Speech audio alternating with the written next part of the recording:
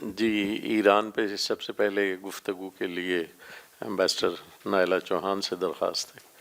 آپ آغاز فرمائیے، پھر باقی سپیکرز 5 منٹ اس پہ گفتگو کر لیں گے. بسم اللہ الرحمن الرحیم. Thank you so much. Iran اس وقت جو ہے we all know is in a very difficult situation. لیکن آپ دیکھیے کہ ابھی راہبر دا انسٹیٹیوشن آف راہبر also we need to understand. ان کو ٹارگٹ کیا گیا اور پہلے سے بتایا جا رہا تھا کہ اس کو ٹارگٹ کریں گے. لیکن جو ایرانین ریولوشن جب آئی 79 میں، تو اس وقت امام Khomeini was basically seen to be the leader. پھر he died within 10 years, I think August 89 اور July 89. July 89 میں he died. تو اس وقت جو خامنہ آئے تھے he was not of a level. Even آیت اللہ خمینی جو تھے وہ بھی، میں لاسٹ ٹائم بھی جو ہماری گفتگو ہو رہی تھی، to understand Iran we have to understand that there are two channels of leadership in Iran. One is theological and the other is political theological. جو political theological ہیں وہ they are not of the level جو کہ actual theological ہیں. So جب revolution آئی تو they had converged their views کہ جو theological ہیں ان کے کام میں political دخل اندازی نہیں کریں گے، اور جو پولیٹیکل ہیں ان کے کام میں تھیولوجیکل انٹرفیئر نہیں کریں گے. Having said that, in implementation there were several occasions where the roads crossed, and when it crossed, it was bad. It exposed the fault lines within the Iranian system. اس وقت پھر جب خامنہ آئے تو he was an institution builder. He thought کہ یہ ادھر اگر انقلاب کو سسٹین کرنا ہے، دائم کرنا ہے، تو انسٹیٹیوشنس کو بھی دائم کرنا ہے. سو انسٹیٹیوشن آف ولی فقی came up. ولی فقی is the wali who interprets religion in modern terms. Or when we were there, lot of absurdities were taking place, because how could wali faqih take ancient time explanations to solve modern day problems. تو اس میں کافی مذاق خرچ چیزیں بھی ہوتی تھیں، confusion بھی تھا، but they were trying to channel out what the role of wali faqih would be. Then اگر آپ theological Shia school of thought دیکھیں تو ان کا بیس جو تھا وہ Najaf had always been the focal point. The highest of the Ayatollahs resided there. Deep down, that conflict between Arab and Ajam has always existed here. So when the Inqilab came, it was very painful for the Iranians to accept that while they are the forefront of Islamic revolution, the center of gravity is in Najaf. How to shift it from Najaf to Qum. So consequently, they brought up this institution of Rahbar. So Rahbar was the guide, the religious, the spiritual guide for the whole of Shia world. Whether you were a 12er or 11er or you were 9er, whatever you were follower of Rahbar. So how would you place Rahbar when it comes to Shia theology where Najaf was the base? So inherent lacunas were there, on which Imam Khamenei worked assiduously. every year they would hold this international conference, what they called international conference, but they invited Shias from all over the planet of different schools of thought, and they would have a debate with them, convincing them that this is the rahbar that we are going to follow. So Imam Khamenei, in 37 years of his being at the helm of affairs, created several institutions. One was the institution of Rahbar, then of Wali Faqih, then he was also economy ke head bhi the, IRGC ke head the. IRGC also, jisa last hamari guftagu hui thi, that also, uski evolution was very complicated. Who were the original IRGC people? They were basically the ragtag, forgive me for using this word, vagabonds from the streets who were fighting to protect the revolution. So they, when became entrenched, they started enjoying the power. So उनको पासदार कहने लगे. अब जब पासदार एक थे जो उनकी defence forces थीं जो कि हमेशा से बहुत स्ट्रॉन्ग थीं, शाह के ज़माने में Iranian army was one of the strongest, उनको डाउनग्रेड कर दिया गया. ज़्यादातर जनरल्स तो भाग ही गए थे जब शाह भागे, तो पीछे जो रह गए, they were looked at with suspicion. So there came a conflict between the conventional army and the IRGC.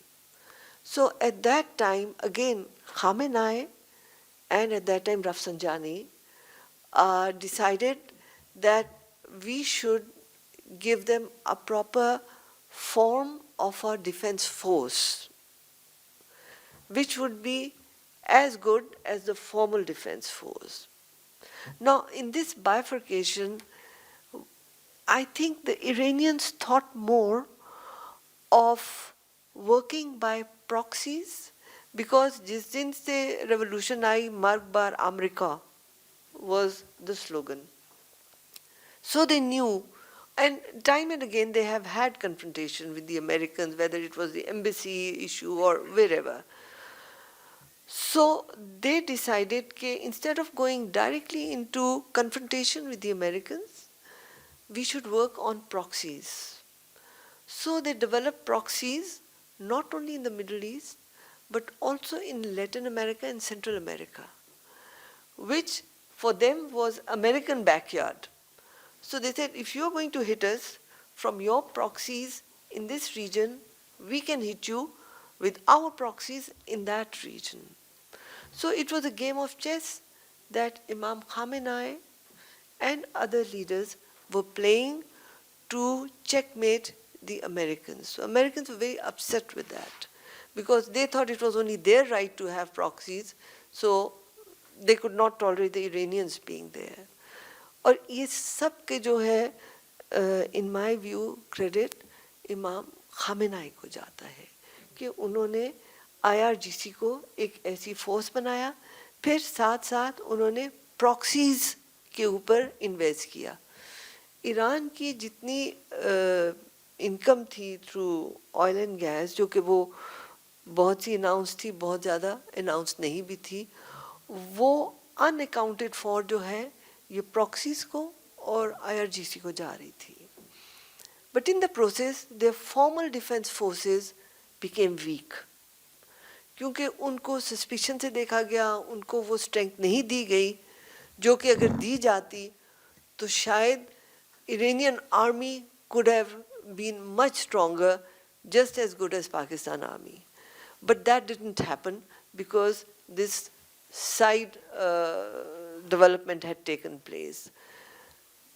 Consequently, neither was strong enough. And we could see in the 12-day war कि जो उधर उनको weakness expose हुई कि direct confrontation में वो नहीं, वो drones पे जा सकते थे, missiles पे जा सकते थे, लेकिन foot on ground जो है, neither Iranians could do it nor the Americans could do it. But the Iranians couldn't do it because they did not invest in it. They thought कि हम proxies से اور ڈرونز اور measles وغیرہ سے اپنا کام چلا لیں گے. رہی بات نیوکلیئر کی، ایران کا جو پہلا نیوکلیئر پلانٹ تھا وہ امریکنز نے اسٹیبلش کیا تھا تہران میں. اور اس کے بعد جب ان کے پرابلمز ایرپٹ ہوئے، جب شاہ کو ڈپوز کیا گیا، تو Americans wanted to use it as an arm twister. Then the Iranians very cleverly changed the configuration of their nuclear plant. They went to Argentina. I was in Argentina. I know that they were having deals with them.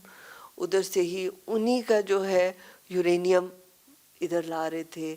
ان کی جو machinery, جو سینٹریفیوگز وغیرہ تھے، وہ لانے لگے. تو انہوں نے جو اپنا سسٹم جو پہلے بہت زیادہ امریکن ڈپینڈنٹ تھا، اس کو ڈس انگیج کر کے اپنا بنانے شروع کیا. لیکن because it was an Islamic revolution, there spiritual or religious view prevented them from going a nuclear weapon state. So they became signatories of NPT.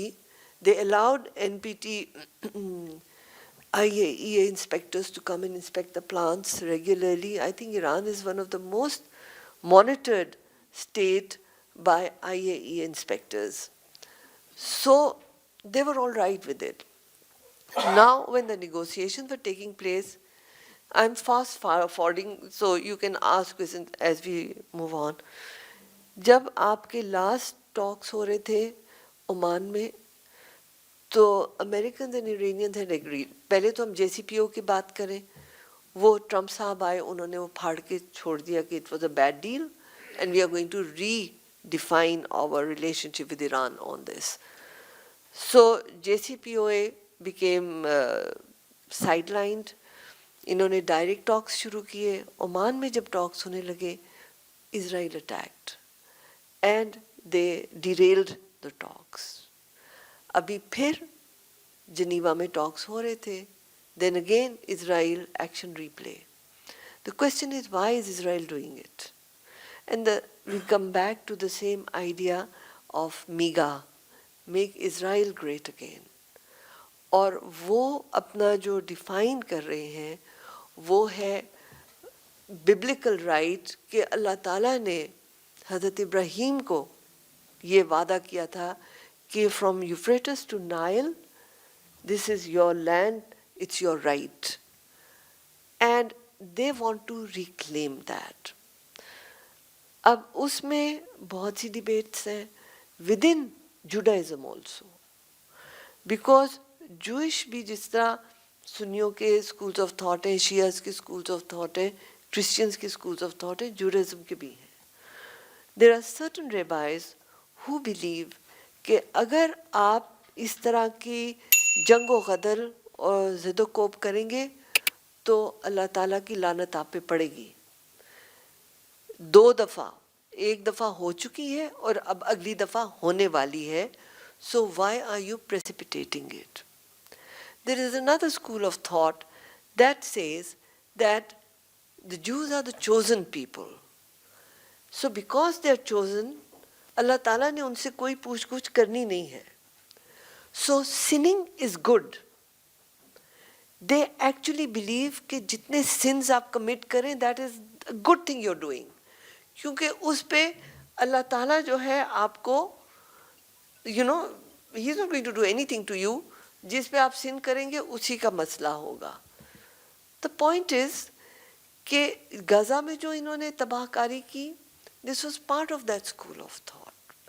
جو ایپسٹین فائلز آپ پڑھ رہے ہیں that is again part of that school of thought کہ sinning is good. اب اسرائیل کی state پہ اگر آپ آ جائیں تو اسرائیل میں جب بیلفور ڈکلریشن کے بعد کون لوگ آئے جو کہ جنہوں نے ماڈرن ڈے اسرائیل بنایا؟ They were mainly European Jews. So جس طرح آسٹریلیا میں وائٹ آسٹریلیا پالیسی تھی، ان کی بھی وائٹ اسرائیل پالیسی تھی.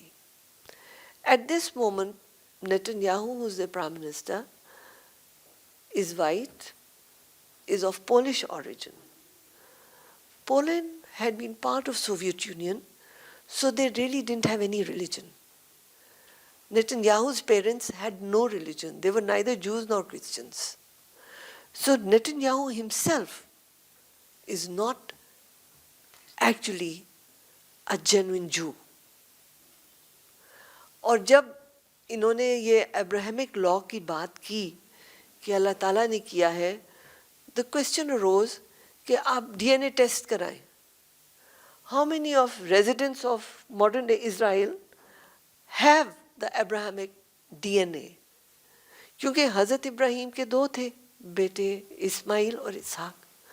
اسماعیل سے مسلمانوں کی ہے, اسحاق سے جو ہے وہ جوز کی ہے.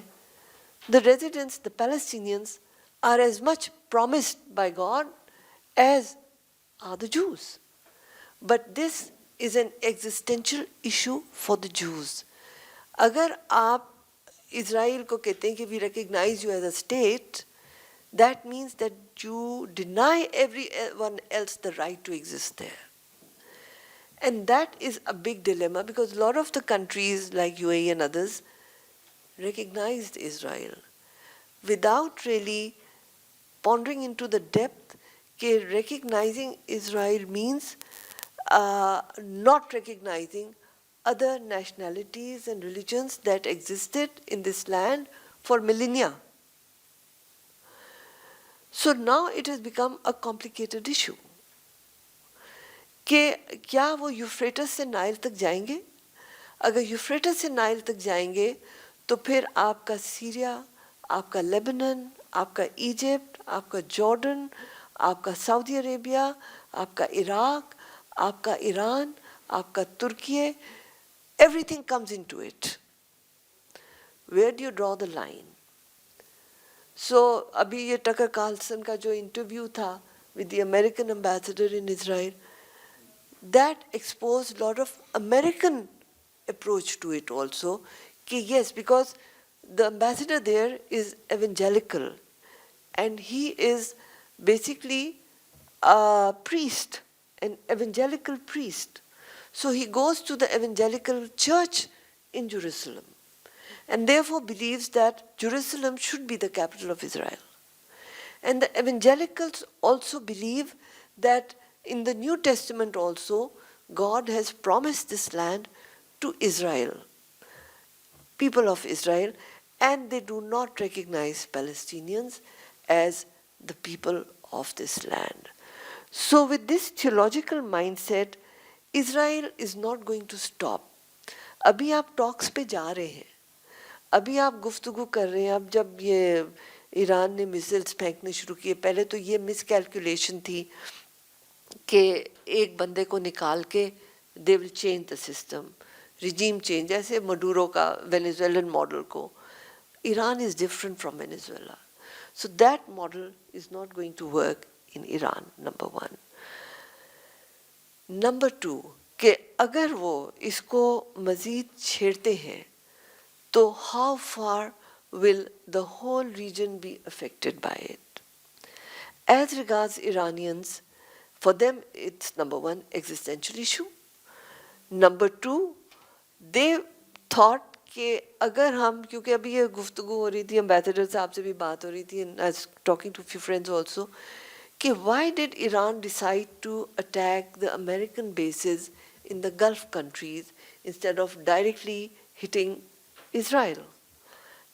زیادہ سے ان کی شارٹ رینج مسلز انہوں نے یوز کی ہیں. ابھی اپنے پراپر جو لانگ رینج اور جو ان کے ایکچوئل زیور ہیں وہ انہوں نے استعمال ہی نہیں کیے. My inkling is کہ they thought by doing this they would achieve two targets. One is hitting the Americans. American lives are lost. There's a more pressure on Trump regime. But more so that they would awaken the people of the Gulf against their regimes. So it would be kind of an Arab Spring that they will generate through these missiles.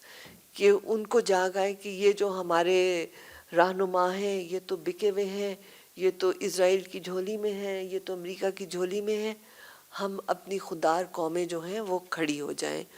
اور میرے خیال میں اس strategy سے انہوں نے ابھی یہ کیا ہے. But it seems that just as the Americans miscalculated the reaction in Iran on killing of Imam Khamenei, کہ وہ لوگوں کو, اور آپ دیکھیں Nitin is addressing the people of Iran, Trump is addressing the people of Iran, کہ تم کھڑے ہو جاؤ, ہم تمہارے ساتھ ہیں, ہمارے fleets کھڑے ہیں.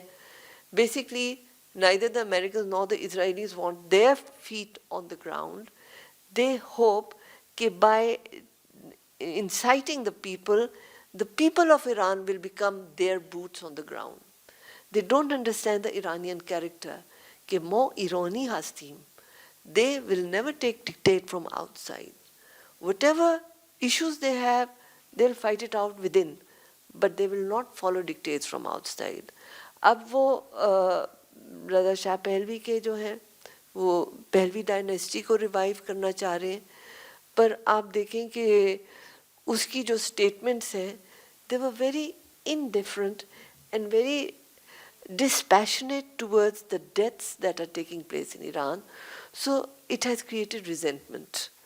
کہ یہ امریکہ کے اس پہ پل پل کے آیا ہے, اس کو ایرانی عوام کا غم نہیں ہے, ہمارا خون بہتا ہے, وہ کہتے اچھا بہ جائے. This is what the prince said. So it created resentment. But there is social media, there is a certain population which is disgruntled mainly because of economic sufferings, the sanctions, and while realizing that the sanctions have come from the Americans, they still believe جو Iranian diaspora abroad ہے اس کا بھی اس میں بہت role ہے کہ وہ جو آپ کو ریئیکشنز آن دا اسٹریٹ نظر آ رہے, but that is not mean Iran. That is hardly 1 or 2% of people, and these people, I doubt, will become foot on the ground for the Israelis or the Jews. So with this, I stop and we can talk. جی doctor Sair Abbasi. Assalamu alaikum everybody. Thank you very much Khalid Rahman Saab, Ambassador Syed Abrar Hussain Saab, for inviting me at this very important dialogue. I would like to see it in the, I have 5 minutes, right? I would like to see this in the context of reshaping Middle Eastern order. As we discussed previously in your previous in-house session, that the world is changing. So the Middle East is also changing. So the main point is that the traditional Arab-Israeli divides matter less than new configuration based on economic interest and threat perceptions. The world currently is grappling with the poly-crisis dynamics, with the Middle East at the epicenter of overlapping political and security challenges. The Trump administration's strategy to reshape the regional order in favor of Israel and the US is not a new phenomena. It had started in his last administration. From the Abraham Accord to overt pressure on Iran and attempts to influence its regime reflects a transactional approach to diplomacy and prioritizes selective alliances over inclusive regional stability. Very lately and very recently, we have seen when the Modi visited Israel, the Netanyahu has kind of came up with a new concept, which is the hexagon of alliances. So that these things underscores that how this realignment consolidate power among a very few states while deepening the divisions and escalating tensions across the region. And the very important phenomena here is to see is that the hexagon of alliances, he basically tried to divide the Muslim world into the Shias and the Sunnis. So talking about the Pakistan's options and choices, we have seen that in 2025, following the military standoff and the Israeli attacks on Doha, which exposed the limits of the US guarantees for the Gulf states.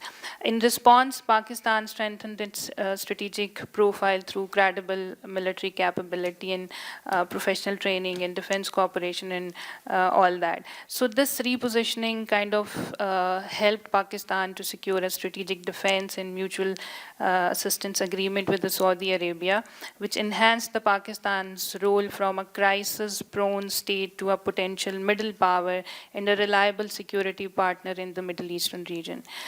However, the 2026 would present with Pakistan with a lot of multi-dimensional crises or challenges, I would say. Like my colleagues have discussed about Afghanistan and the situation in Middle East. Now Pakistan is confronting with multinational security challenges. On the eastern front, there are tensions with India, which are persistent because we have seen that कि वो बार-बार ये बात भी कह रहे हैं कि हम revive करेंगे Operation Sindoor. So I think they are just they just wanted to get the time, the right time when they can revive the Operation Sindoor, maybe to open the two-front war for Pakistan. ایک تو یہ ہو گیا. To the west there are the hostilities with Afghanistan جو ابھی میرے colleagues نے discuss کیا, اور اس میں ایک چیز I would like to take the opportunity here to discuss. میرے colleague نے بات کی that the psychological thing about extreme, جب بھی آپ extremist tendencies کو اور extremism کو ڈیل کرتے ہیں تو آپ کو افغانس کی سائیکی, جو افغانی لیڈرشپ ہے, جو رجیمز ہیں طالبان کی, ان کی سائیکی کو انڈرسٹینڈ کرنا بہت ضروری ہے. کہیں نہ کہیں بیکاز ہم نے دیکھا آئی آر کے اندر بھی یہ پریویل کرتا ہے that Afghanistan is the graveyard of the great powers. تو کہیں نہ کہیں ان کی سائیکی میں یہ چیز پرسسٹ کرتی ہے that they had beaten the great powers, so now they can tackle with Pakistan also. So یہ بہت ضروری تھا پاکستان کے لیے to take the decisive action so that ان کی یہ جو مائنڈ سیٹ ہے اس کو کرش کیا جا سکے. حالانکہ وہ جو بھی انہوں نے ان کو وہاں پہ ملا ہے وہ with the help of course Pakistan and U S A ملا ہے, بٹ آئی تھنک وہ ان کی شارٹ میموری ہے. تو ہمارے بارڈرز جو ہیں وہ ظاہر ہے کہ کافی ہیٹ اپ ہوئے ہیں ڈومیسٹکلی ہمارے پاس because of course Indian backed and Afghan backed terrorist activity and then political instability that we have seen, and then a potential fourth front is could be emerged if a pro-Israel regime would be installed in Iran. And I think that we should not take it that Iranians are very resilient, and although they are, but they are abhi unki kyunki top leadership jo hai wo bilkul usko crush kar diya gaya hai. ان ایسی situation کے اندر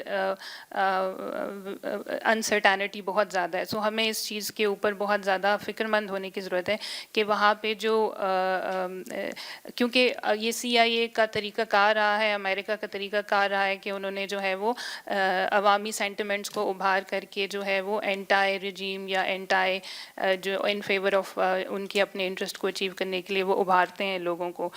سو اس چیز میں پاکستان کو جو ہے وہ ایک national security environment جو ہے پاکستان کا وہ it's under extreme stress. Now talking about India Israel axis, there are two things which I would like to take your attention towards. جو ہیگزاگون آف الائنس کی بات ہوئی ہے, جب مودی صاحب کینیسٹ میں گئے اور وہاں پہ انہوں نے اسپیچ کی تو انہوں نے دو چیز پہ بہت زیادہ اسٹریس کیا.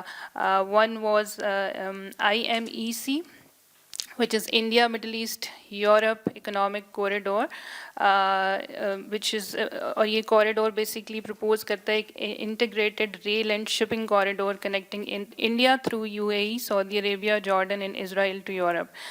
And this matters a lot because geography has historically been destiny in trade, and traditional routes from Asia to Europe pass through Pakistan, land routes ke through Central Asia اور اس کے آگے سے, یا پھر Suez Canal سے which is controlled by Egypt, friendly with the Turkey, and IMC creates an alternative route that pass all of them.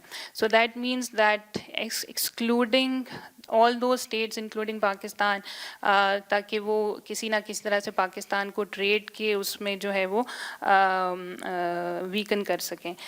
دوسرا جو انہوں نے اسٹریس کیا وہ I2U2 ہے, which is India, Israel, UAE, United States, which was established in 2022, and some analysts call it the West Asian Quad or Middle Eastern Quad.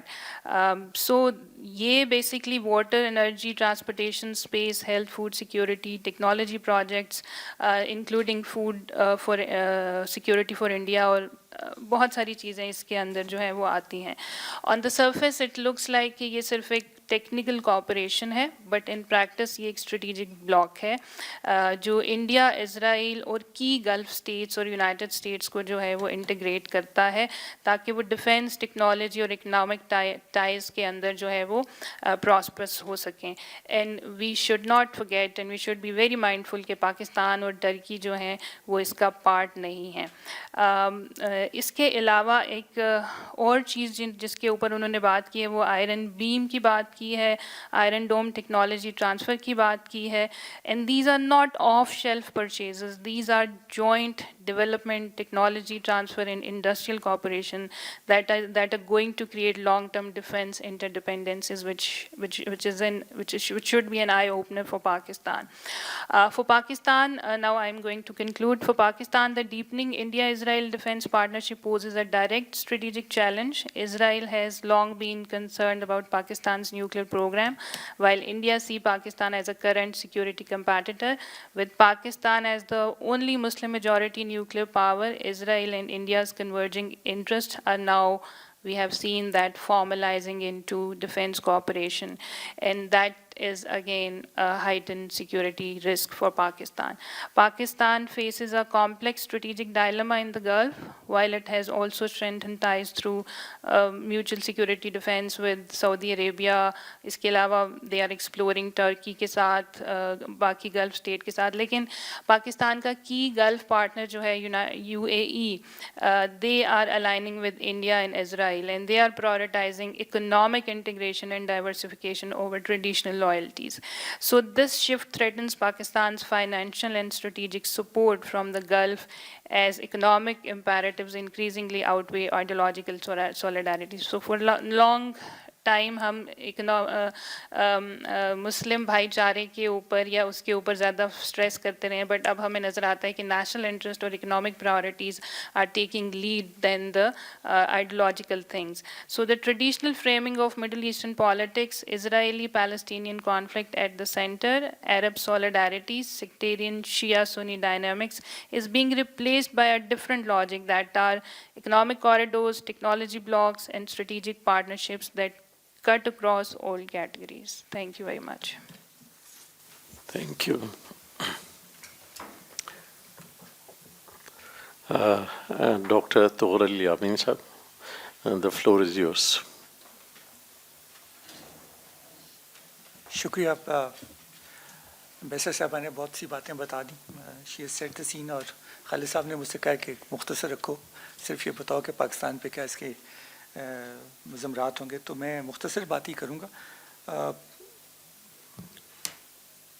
Pakistan تو cross fire میں ہے کیونکہ ایران ہمارا نیبر ہے, اور اس کے اسپل اوور پاکستان میں ہو سکتا ہے مختلف طریقوں سے. ایک تو نمبر 1 تو یہ کہ اگر اسٹریٹ آف ہارمز بند ہو گیا ہے, جو کہ کہا جا رہا ہے بند ہو گیا ہے, تو اس سے تو تیل کی آمد و رفت بند ہو جائے گی اور ہماری پرائسز بڑھ جائیں گی تیل کی.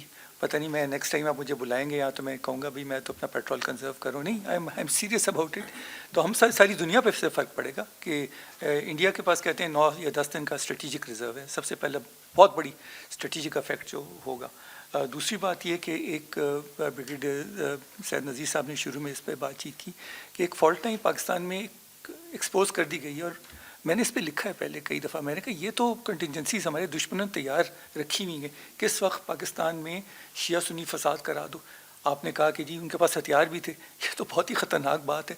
آپ اتنا تیش دلا دیں لوگوں کو کہ وہ اپنی املاک پہ حملہ کرنا شروع کر دیں. ٹھیک ہے, وہاں آپ وہ امریکن کونسلیٹ میں گئے کراچی میں یا لاہور میں, مگر اگر آپ اپنی املاک پہ حملہ کرنا شروع کر دیں, اگر جیو ہیک ہو جاتا ہے اور اس میں کہا جاتا ہے کہ آپ فوج کا ایک مخصوص طبقہ ہے جو آپ کے خلاف ہے, جس نے آپ کو اس لیول تک پہنچا دیا, تو ہمارا انٹرنل ڈسینٹ بڑھایا جا سکتا ہے. خطرناک سچویشن ہے یہ ہمارے ملک کے لیے کریٹ ہوئی ہے. یہ جو فتنہ شیعہ سنی فساد کا کھڑا کر دیا گیا ہے, اور یہ اچانک ہوا ہے, اتنی تیزی سے ہوا ہے. سر یہ بڑی اس میں بہت شرارت ہے اور ہمیں چاہیے کہ ہم اس کو کنٹرول کریں. ایران کے ساتھ اچھے تعلقات رکھیں, عربوں کے ساتھ اچھے تعلقات رکھیں, دعا اللہ تعالیٰ سے کریں کہ یہ جنگ بھی ختم ہو, جلد ختم ہو. اور یہ صرف نیوکلیئر ویپنس کے لیے نہیں, یہ تیل کے لیے جنگ.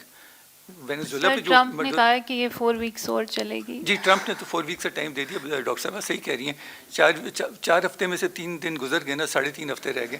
تو بہرحال دیکھیں وہ نہیں دیکھیں یہ دیکھیں یو ایس اے پہلے کر چکا ہے.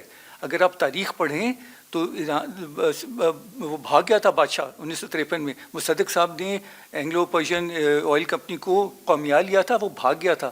پھر سی آئی اے نے تھیوڈور روزویلٹ کا کیا بھتیجا یہاں تھا, سی آئی اے کا اسٹیشن چیف تہران میں, انہوں نے بازاریوں کی طرح تھرو کاؤنٹر کو کرایا, کتابیں ایسے بتاشا, اور وہ شاہ کو واپس لیا ہے.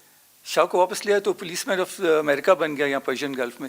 مگر پھر وہ جو بھاگا تو امریکہ نے بھی اس کو پناہ نہیں دی. They have already done it. regime change, this is not new what they are doing. And Iran is also one place where the Americans were quite determined to use the nuclear weapon if the Russians or the Soviets were not willing to vacate north of Iran after the Second World War. دھمکی انہوں نے دے دی تھی. تو یہ بڑا explosive خطہ ہے ہمارے لیے. ہم ایک کراس فائر میں ہیں, اور میرے خیال میں بڑی سلک ڈپلومیسی کی ضرورت ہے کہ ہم کسی کے ساتھ لڑائی نہ کریں اور اپنے نیشنل انٹرسٹ کو ہم مقدم رکھیں, اور یہ دیکھیں کہ پاکستان بھی ایک ملک ہے اور ہم لوگوں کا بھی ایک اپنی آئیڈینٹی ہے. شکریہ بہت بہت. بہت شکریہ. میرے خیال میں لب لباب یہ ہے کہ پاکستان کو بہت حکمت سے, مصلحت سے کام لینا چاہیے اور جذباتی نعروں سے گریز کرنا چاہیے. ولید رسول صاحب, آپ کچھ فرمائیں گے؟ ایکچولی سر اگر آپ اس کو سائنٹیفک پرزم میں دیکھیں گے 2 لیولز آتے ہیں. ایک ہوتا ہے میکرو لیول اور مائکرو لیول.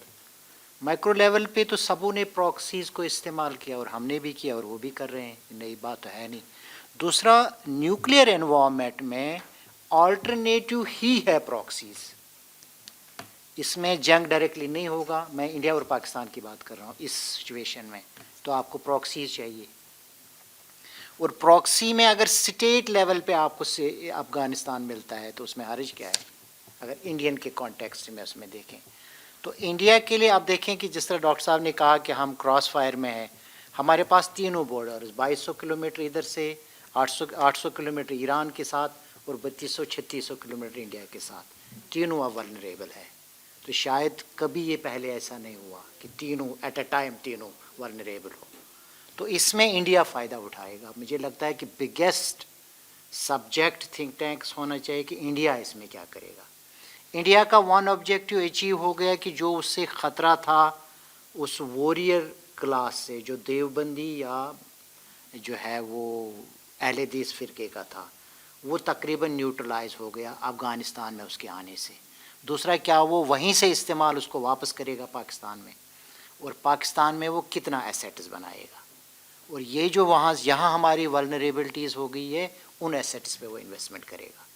اس لیے اگر آپ وار ڈائنمکس میں اس میں دیکھو گے تو سیدھی سی بات ہے, انٹرنیشنل ریلیشنز کے کانٹیکسٹ میں ہم پیورلی دیکھتے ہیں کہ انٹرسٹ کس کی کتنی ہے. مثلا آپ نے افغانستان کی بات کی, آپ نے, میں جنیوا میں تھا تو اس وقت امریکہ افغانستان کو $42 بلین دیتا ہے, اب یہ $76 بلین دے رہے ہیں. تو کیا امریکہ ٹوٹلی وڈرا ہوا افغانستان میں, یا اس کی انٹرسٹ اب بھی ہے افغانستان کی پراکسیز؟ جی سر, اس $76 ملین پر انم, مطلب یہ ہوتا ہے 6 منتھلی. جی سر, ایوری 6 منتھ اتنا ڈالر اس کو دے. یہ جو آپ کی ڈالر کی سٹیبلٹی اس وقت افغانستان میں ہے یہ اس پیسے سے ہے. دوسرا جو آپ کا پرچیز ڈالر ہوا ود ان دا پاکستان, وہ ڈالر گیا افغانستان میں. اگر آپ کو انسٹیبلٹی کریٹ کرنی ہے وہ آپ اکنامک انسٹیبلٹی لاتے ہیں, تو وہ ہماری بہت زیادہ ولنریبلٹی ہوگی. جو ہمارا ڈالر بہت زیادہ نیچے آیا وہ اس پرچیزنگ کی وجہ سے آ جائے جو افغانستان سے پاکستان میں پرچیزنگ ہوئی, اور ڈالر افغانستان گیا, اور جس پہ پھر گورنمنٹ آف پاکستان نے ایکشن لیا.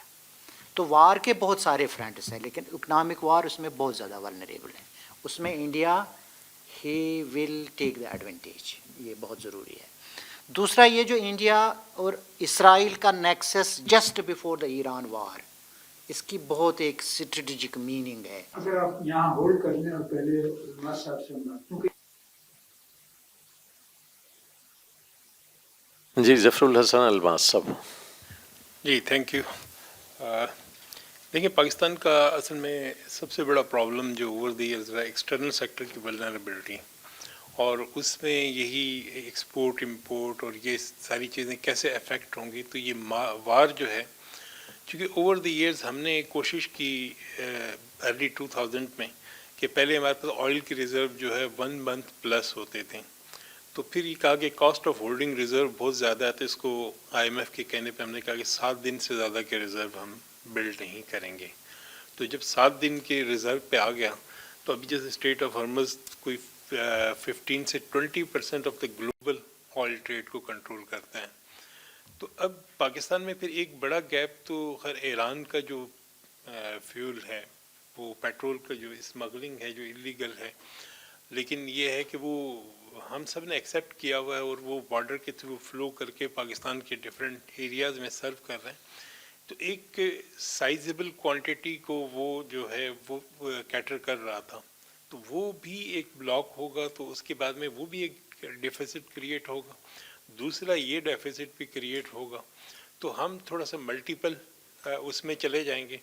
اور دوسری ولنریبلٹی ہماری 2 سال سے تقریباً ایکسچینج ریٹ کی بڑی اسٹیبلٹی تھی کہ 280 کے قریب ڈالر رکا ہوا ہے.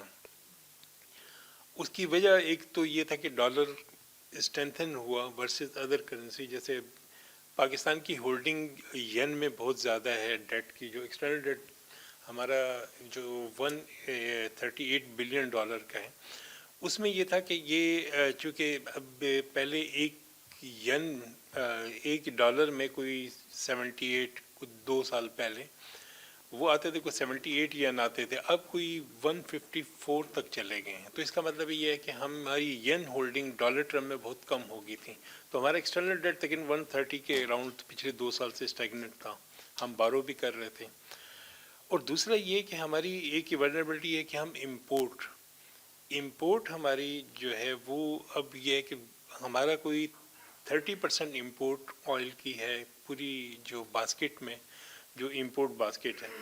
اب اگر یہ پرائس اسٹیبلٹی کو $70 سے نیچے تھی، اب جیسے کہ آج کے اخبار میں ایک آیا کہ تقریباً یہ $100 پر بیرل تک جائے گا. تو اگر یہ ہوتا تو $1 کے پیچھے ہمارا جو ہے وہ ولنریبلٹی، ہمارا جو کرنٹ اکاؤنٹ ڈیفیسٹ وائڈن ہوگا. اور ہماری دوسری سائڈ تو فائنینشیل سائڈ پہ پھر اس کو فائنانس کرنے کا جو ہے امپورٹ کو، اس میں یہ کہ ہمیں بارو کرنا پڑتا ہے. تو کیونکہ باروڈ ریسورسز پہ ہم اب اس کی بورنگ میں ہمیں جو ہے وہ بھی کم ملیں گے، چونکہ ہماری جو یہ خاص طور پہ جو کیپٹل فلائٹ ہے اور وہ کافی زیادہ ابھی جو 2025 میں جو پورا ایک کرائسس ہوا تھا مڈل ایسٹ میں یہ ایران کے حوالے سے، تو اس میں مڈل ایسٹ سے یہ جو سعودی عرب اور یو اے ای کا تقریباً 85% تھا. کہتے ہیں جو کیپٹل آؤٹ فلو ہوا تھا یہاں سے جو یورپ اور امریکہ کی ڈیسٹینیشنز تھیں، اور جو رچ لوگ اپنے کیپٹل کو لے کے بھاگ رہے تھے یہاں سے، تو وہ کوئی $350 بلین سے لے کے کوئی $700 بلین کا اسٹیمیٹ جو ہے لگایا گیا تھا. اور پاکستان کی total G D P $400 billion ہے. تو آپ اس سے اندازہ کریں جو کوانٹم ہے، تو اس کا مطلب یہ کہ مڈل ایسٹ سے پھر ہماری جو لیبر ہے جو ہماری وہ اس کا فلو ہے وہ کوئی 60% ہمیں مڈل ایسٹ سے آتا ہے ریمیٹنسز کا، وہ بھی کوئی $40 بلین کے قریب ہے. وہاں سے لیبر کا اگر ایگزوڈس ہوا، یہ وار پرولونگ کی یا ایکٹیویٹیز کرٹیل ہوئی، تو بہت سے لوگوں کو واپس آنا پڑے گا. تو اس کی وجہ سے پھر یہاں پہ ایک جو کرائسس ہوگا، سوشل انریسٹ ہوگا، وہ اپنی جگہ پہ، لیکن ہمارا جو ڈالر کا فلو وہاں سے بھی رکے گا. تو ایک پھر ہماری ایکسپورٹ جو گلوبل ڈیمانڈ جو ہے اس کی وجہ سے بڑی شرنک ہو رہی ہے، پوری انسرٹینٹی، تو اس میں ہماری ایکسپورٹ بھی متاثر ہوں گے. تو ہمیں چاروں طرف سے جو ایکسٹرنل اکاؤنٹ پہ ہی پریشر آئیں گے، ہماری ایکسچینج ریٹ کے ولنریبل ہونے کی چانسز ہیں. پھر یہ کہ جو گلوبل کراس کرنسی کا جو ہے اس میں بھی ہمیں کافی چانسز ہیں کہ ہمیں اس کو بڑا نقصان ہوگا. پھر ہم جو گلوبل اگر انٹرسٹ ریٹ اوپر جاتے ہیں، پاکستان میں انفلیشن اوپر جاتا ہے، اور گلوبل انفلیشن اوپر جاتا ہے تو اس کے کانسیکوینسز بھی ہماری اکانومی میں اچھے خاصے پڑنے کے امکانات ہیں. تو اس وار کی جتنا پرولانگ ہوگا اتنا پاکستان کے لیے یہ بڑے اکنامک فرنٹ پہ بہت زیادہ سیریس کانسیکوینسز ہیں، چونکہ ہم نے بفرز اس طرح کے کریٹ نہیں کیے اکانومی میں. اور جو بفرز ہماری تھی کہ وہ بھی، اور ایک بات ایک لحاظ سے ٹھیک تھی کہ جو ہم آئل کو اگر ایک مہینے کے لیے رکھتے ہیں تو اس کی کاسٹ تو آپ کو بہت زیادہ پے کرنا پڑتی ہے ڈالر ٹرم میں، تو ہم نے 7 days پہ کی تھی. لیکن یہ کہ اس طرح کی جو ایگزیجنسی ہوتی ہے اس صورت میں ایک دم یہ آپ کے اگینسٹ جا سکتا ہے. لیکن آپ نے ایک کئی سال، کوئی 10-15 سال اس کو انجوائے کیا کہ ہم نے یہ کم کر کے پیسے بچائے، لیکن ایک دم بہت بڑا وہ آ جا سکتا. تو اس طرح کے جو ہے ایک اکانومی پہ، اوور آل گروتھ پہ، ہماری اس وقت جو اسٹیبلٹی کا ایک اکانومی میں تھا اس پہ بھی یہ ہے کہ اکانومی پہ، امپلائمنٹ پہ بڑے سیریس کانسیکوینس ہوں گے پاکستان پہ. تو پاکستان کا جو ہے یہ کچھ نہ کر کے بھی پاکستانی اس وار سے ویسے بظاہر کوئی لینا دینا نہ ہو کے بھی ہمیں ٹھیک ٹھاک جو ہے وہ ہٹ پڑے گی، اور یہ ایکسٹرنل سیکٹر کی ولنریبلٹی زیادہ ایکسپوز ہوگی. Thank you. بہت شکریہ. میں سوچ رہا تھا آپ کچھ بتائیں گے کہ کیا کیا ہے. اس میں یہ ہو سکتا ہے کہ جتنا پاکستان کے اصل میں جو اسٹرکچر اکانومی کا ہے وہ امپورٹ کی اوریٹیشن بہت زیادہ ہوگی. اب ہم ٹریڈنگ اکانومی بن گئے، ہم گلوبل مارکیٹ سے لیتے ہیں، کوئی اسمگلنگ کی صورت میں ایرانین پروڈکٹ یہاں تک بک رہے تھے. تو یہ ایک طرح کا ہماری ایمبیڈ ہو چکا ہے. ایک تو یہ کہ جو جینون ہماری جو ہے امپورٹ، ابھی جو جنوری تک پچھلے 7 مہینے میں کوئی 8-9% ہماری امپورٹ آلریڈی بڑھی ہوئی ہیں، اور پچھلے 2 سال سے ہم امپورٹ کرٹیل کر رہے تھے. تھوڑا سا ہم نے اوپن کیا ہے تو یہ حالت ہے کہ امپورٹ بڑھ رہی ہیں. پھر جو ایلیگل تھیں وہ تو بڑا ٹھیک ٹھاک تھی. ابھی جیسے کہ سعد رسول صاحب نے بتایا کہ جو ہے جو ڈالر ہمارا جو افغانستان کے تھرو بھی کافی آ رہا تھا، تو آئی ایم ایف نے بڑا انٹرسٹنگ ایک وہ نوٹ کیا تھا. انہوں نے کہا کہ 2 ملک ایسے ہیں کہ نارملی یہ ہوتا ہے کہ جیسے ہی آپ کا امپورٹ بڑھتی ہیں تو آپ کا ایکسچینج ریٹ ڈیپریشیٹ ہوتا ہے، ڈی ویلیو ہونا شروع ہو جاتا ہے، اور امپورٹ آپ کم کرتے ہیں تو اس کو اپریشیٹ ہونا چاہیے، کرنسی کو اسٹیبل رہنا چاہیے.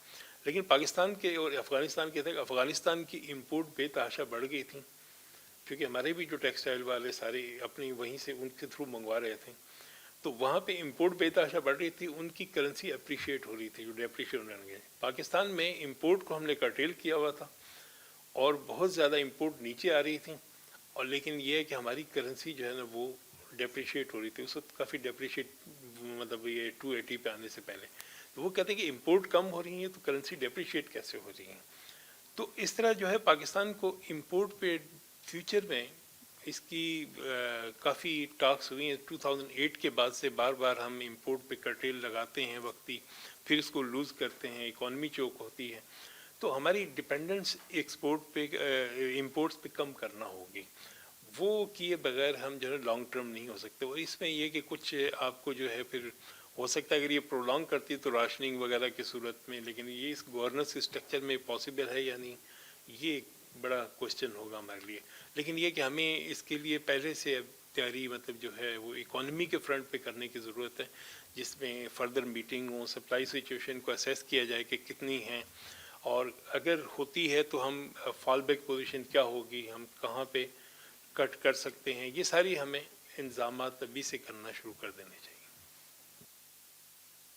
امپورٹنٹ پوائنٹ ہے جس طرح اکثر اینالسٹ نے اٹھایا، کیا واحد پوائنٹ یہی بنا امریکہ کو افغانستان سے نکلنا کہ ان کا مائنڈ سیٹ تھا کہ ہم نے سپر پاورز کو نہیں. جب آپ cause and effect relationship apply کرتے ہیں افغانستان پہ، تو اس وقت جو ہارورڈ یونیورسٹی کی تھنک ٹینک تھی اس نے جو انالیسس کی تھی، مین ریزن یہ بنا کہ کولیٹرل ڈیمیج میں امریکہ کتنا ڈیمیج کر رہا تھا افغانستان کو گراؤنڈ پہ، 4 ٹریلین 3 ٹریلین 75 ٹریلین بلین استعمال کر کے. تو جب کاسٹ اینڈ بینیفٹ انالیسز میں افغانستان میں ایک بام گرتا ہے یا ایک ڈزنی کٹر بام گرتا ہے، نیچے نقصان کیا ہوتا ہے اور کاسٹ کتنا دینا پڑتا ہے. تو وہی کاسٹ بینیفٹ انالیسز جب آپ پاکستان کے کانٹیکسٹ میں اپلائی کرتے ہیں تو آپ نے یہ دیکھنا ہے کہ آپ نے کتنا کولیٹرل ڈیمیج کیا اور کاسٹ کتنا آیا اور اس کا کتنا بینیفٹ ملا. تو آپ نے جب تھیسس اینٹائی تھیس اور سنتھیسس کے لیے کرنا ہے چیزیں تو آپ نے اس اینمی کو ڈورمنٹ کرنا پڑے گا جو آپ کو لگتا ہے یہ میرا زیادہ تھریٹ نہیں ہے. تو پھر افغانستان کو اگر آپ ایک تھریش ہولڈ پہ وار کو لے جاتے ہیں وہاں سے نیگوشیٹ فوراً کر لیں. یہ نہ سمجھے کہ میں نے اس کو وار کے کانٹیکسٹ میں ڈیمیج کرنا ہے. تو آپ نے یہ دیکھنا ہے میں کتنا ڈیمیج اس کو کروں وہ کتنا ڈیمیج مجھے کرے گا. تو اس میں جو ڈائمینشنز ہیں وہ صرف یونیلیٹرلی ایک پرزم سے نہیں دیکھا جاتا کہ میں وار میں بہت زیادہ اسٹرانگ ہوں اس لیے میں نے ڈیواسٹیٹ کیا. تو ڈیواسٹیٹ کرنے کے فوراً بعد آپ نے یہ ریلیشن شپ بنانی ہے کہ یہ انڈیا کے نسبت افغانستان میرا کتنا ورنریبل ہے اور پھر مجھے کہاں نیگوشیٹ کرنا ہے. اس کو آپ ٹائم ڈیلے نہیں کر سکتے. جتنا آپ ٹائم ڈیلے کر سکتے ہیں تو یہ آپ کے نقصان میں آ جاتا ہے ڈسپائٹ کہ آپ پاورفل ہیں. تو یہ اس میں بہت ضروری ہے. بہت شکریہ. آپ کچھ کہنا چاہیں؟ جی جی سوال کر رہے ہیں جی کچھ کمنٹ دے رہے ہیں اس پہ.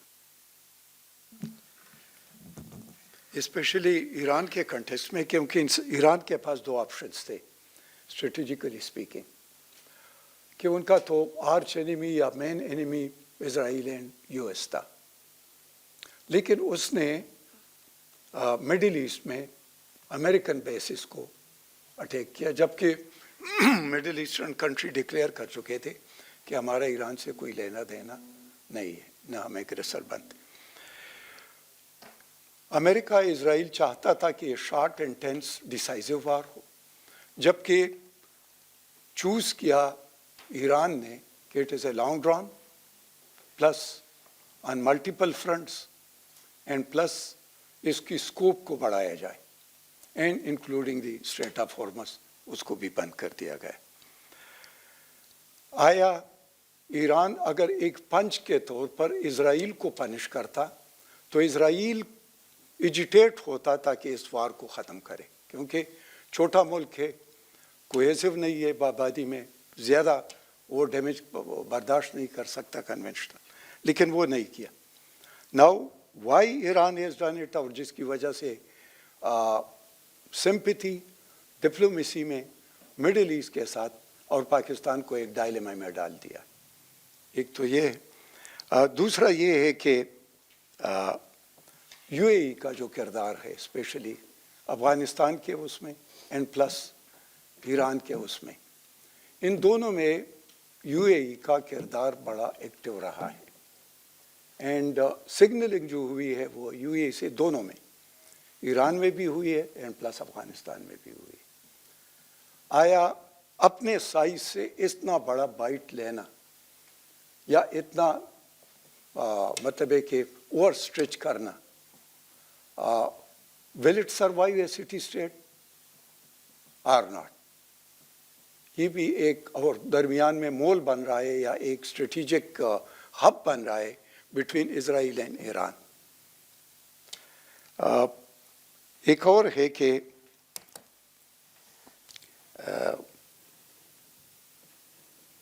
یہ political and military objectives Iran military and political objective میں ڈائیورس نظر آ رہا ہے کیونکہ politically it is losing in the region جبکہ militarily it will use because the enemy is too big and too devastating یا اس کا جو باقی یو این میں یا باقی میں اس کا جو اسٹیٹ ہے یا وہ ہے. تو اور تھرڈ چیز یہ ہے کہ آپ نے نیوکلیئر کی بات کی اس پر میری تھوڑی سی ریڈنگ مختلف ہے. Iran celebrated the enrichment of uranium up to a weapon grade. 65% they have already enriched the uranium about 300 kilograms, which is recognized and INAVA. But during this period it has been done. اور اس کے لیے پھر بات ہوئی تھی کہ اس کو Russia shift کیا جائے یہ جو اسٹاک پائل ہے لیکن وہ اسٹل ایران کے پاس ہے more than 65% enriched uranium. اب اس میں بات آ جاتی ہے کہ they got the delivery means And if they have got the intent,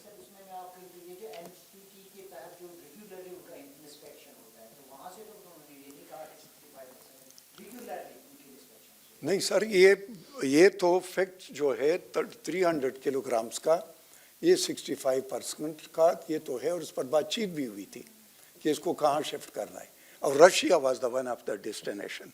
دوسری بات یہ کہ انہوں نے جو سنٹریفیوج سسٹم بن کے اسکیڈ بنایا تھا اس سنٹریفیوج کو انہوں نے 40,000 پر لے گئے. اتنے مختلف جگہوں پر یہ فرڈو میں اور باقی نٹاز میں اور اس میں اس کو لے گئے. تو اٹ مینس کہ it was a matter of time to convert it اور to take it to 90% 95% grade جو کہ بالکل پیور ویپن گریڈ آ جاتا ہے. But there the glitch was کہ انریچمنٹ تو ہو گئی. Now to how to keep it into a nuclear bomb, pack it into a nuclear bomb. Plus ان کے لیے بڑی ٹیکنیکل اور بڑی ہائی سیفسٹیکیٹڈ قسم کے سوئچز اور اس کی ضرورت ہوتی ہے. تو ڈیلیوری مینز ہے انٹینٹ اگر ہو اور ساتھ آپ کے مٹیریل بھی ہو, لیکن the only thing is how to tip it. آیا آپ ایک ڈرٹی بم کے طور پر اس کو استعمال کر سکتے ہیں, ایک یورینین ڈپلیٹڈ میونیشن کے طور پر اس کو استعمال کر سکتے ہیں. This they can do and I think they have got this and this will be the last card they will be using. تو نیوکلیئر پر یہ کافی آگے چلے گئے ہیں, یہ تب بھی اس پر فی الحال وہ کمپرومائز نہیں کر رہے تھے. اور میرے خیال میں کہ لاسٹ یہ ہے کہ ہمارا تھرڈ فرنٹ بلکہ فورتھ فرنٹ وچ از دا سی فرنٹ وہ بھی ایکٹیو ہو سکتا ہے اگر یہ حالات اس قسم کے جاتے رہے. تو میرے خیال میں کہ پاکستان کو especially in the context of ہمارا ایگریمنٹ جو ہوا ہے سعودی عرب کے ساتھ, اس کو ہمیں ایک ایسے ٹویسٹ میں ڈال دیا ہے کیچ 22 میں. It's difficult for Pakistan how to walk on the tight. تائید کرنا چاہتا ہوں, ایک سوال آپ سے کیا گیا تھا, یہ لیٹسٹ خبر ہے. According to the IAEA, Iran maintains a stockpile of 440.9 kilograms, that is 972 pounds of uranium enriched up to 60% purity, a short technical step away from weapon grades level of 90%. یہ 3 دن پہلے کی خبر ہے, تو آپ صحیح کہہ رہے تھے. ایک سوال ہے کہ سمپیتھی فیکٹر کا جو کوانٹم ہے کیا وہ بڑھ جائے گا آیت اللہ خمینی کے ایلیمنیٹ ہونے کے بعد؟ کیا وہ جو نیشنل کوہرنس جو تھوڑی سی ویک ہوئی تھی وہ ود ان ایران, ظاہر ہے وہ پھر وار کو پرولونگ کرے گا, تو اس میں آپ کا کیا ٹیک؟ May I take the floor, Mr. Chair? بلکہ اگر آپ کی اجازت سے جی ایسا کر لیں کہ آپ فلور اس سوال کے جواب میں بھی لے لیں جی اور پھر اپنے کوئی کنکلوڈنگ اسٹیٹمنٹ دیں, پھر اس کے بعد ہم پورا راؤنڈ لیں. Thank you so much for these questions.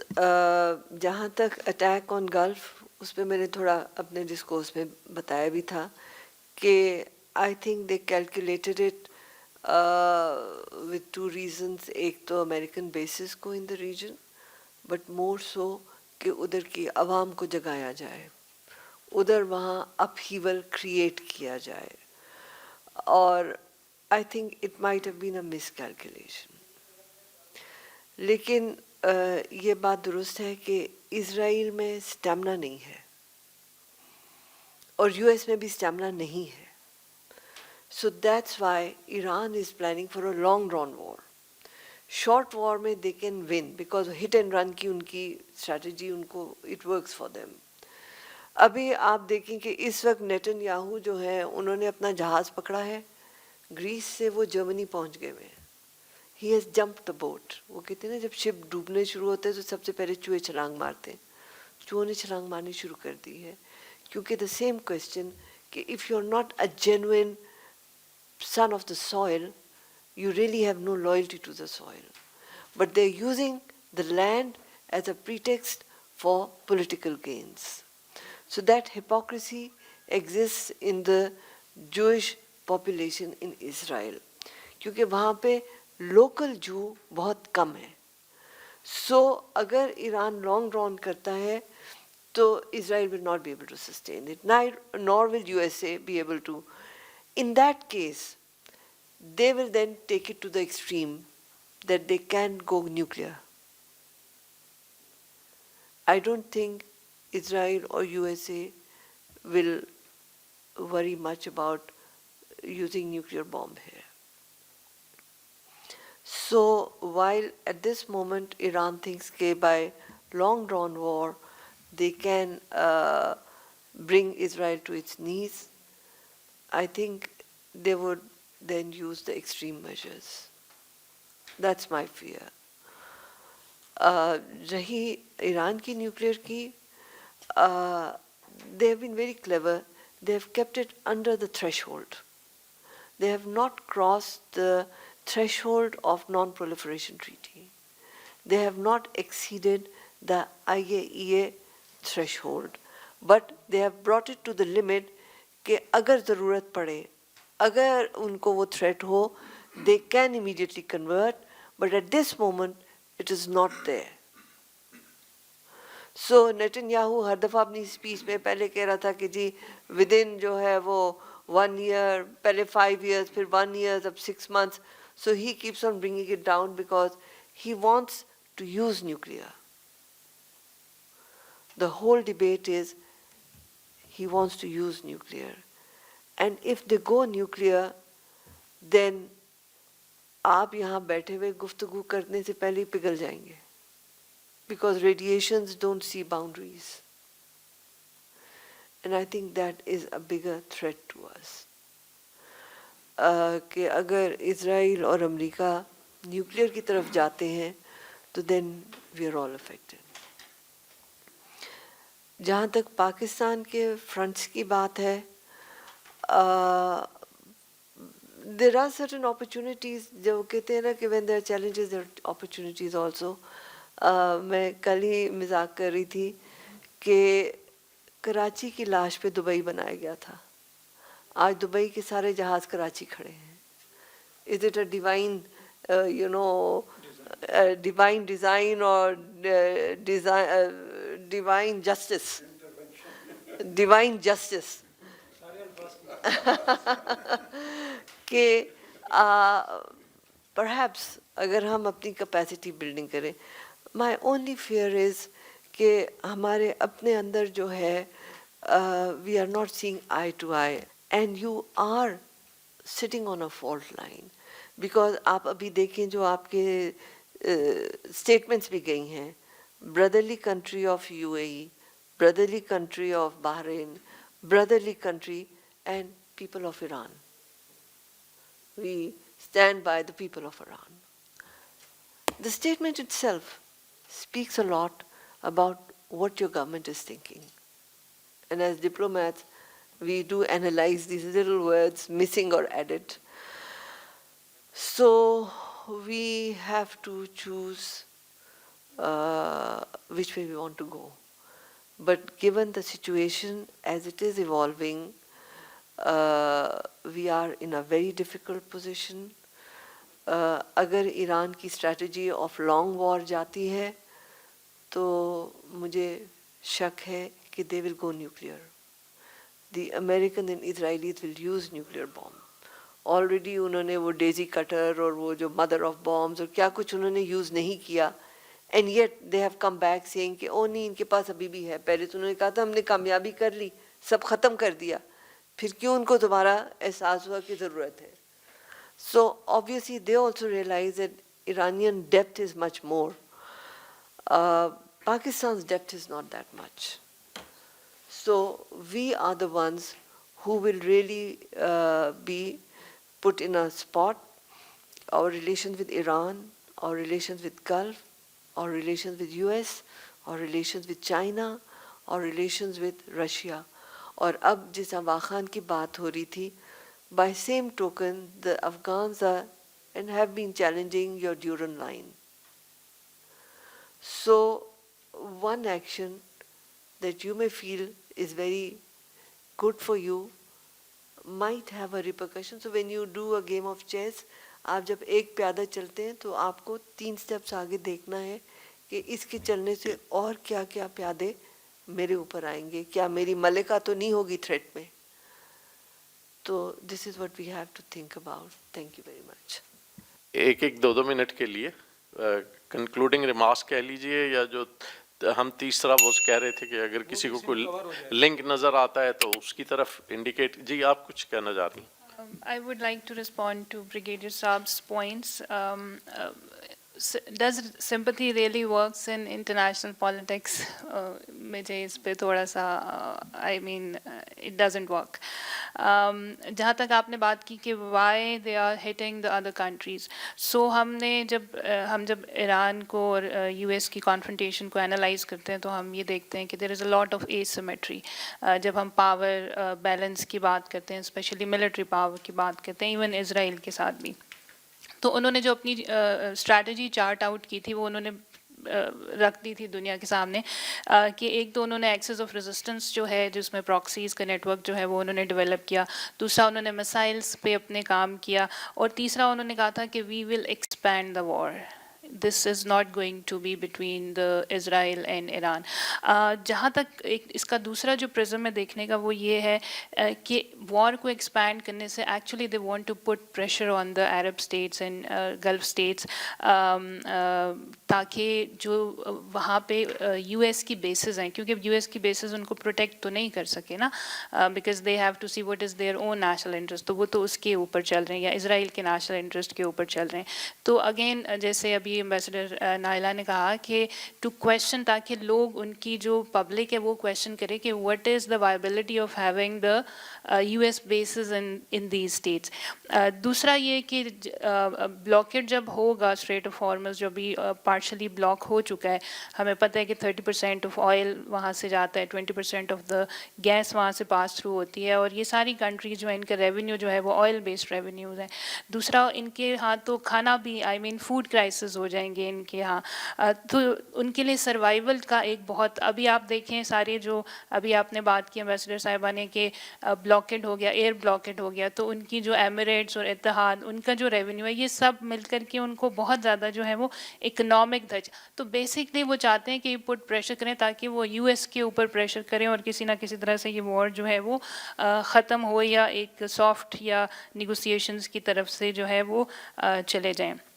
جہاں تک بات ہے نیوکلیر ویپن کی، تو ہم اس کو ایک اس تناظر کے اندر بھی دیکھ سکتے ہیں کہ it may or may not have been the narrative that is set by the US that Iran is in possession of or in یا وہ کرنے والے ہیں، کیونکہ اس طرح کی کوئی ٹینجیبل بات، کیونکہ ایرانینز نے کہا تھا کہ ہم نیگوسیشنز کرنے کے لیے تیار ہیں، ہم 60% تک ہماری ہو رہی ہے لیکن ہم 30% تک آ جائیں گے کیونکہ وہ ہمارے سول پرپزز کے لیے ضروری ہے.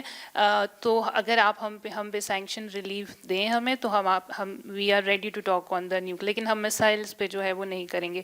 تو بیسکلی یہ کچھ آپٹکس جو ہیں، مجھے یہ جارج بش کے زمانے کے جس میں وہ عراق میں گئے تھے اور انہوں نے کہا تھا ویپنز آف میس ڈسٹرکشن ہے، تو بیسکلی انہوں نے اپنے لوگوں کو مطمئن کرنا ہے کہ جی ان کے پاس نیوکلیر ویپن ہے اور وہ امریکہ کی نیشنل سیکیورٹی کو تھریٹ ہے. Actually it is not about the America's national security issue, it is the national interest of Israel. اور مجھے لگتا ہے کہ اس میں ایپسٹین فائلز کا لنک بھی ہے. جی شکریہ بہت سر آپ کی اجازت سے.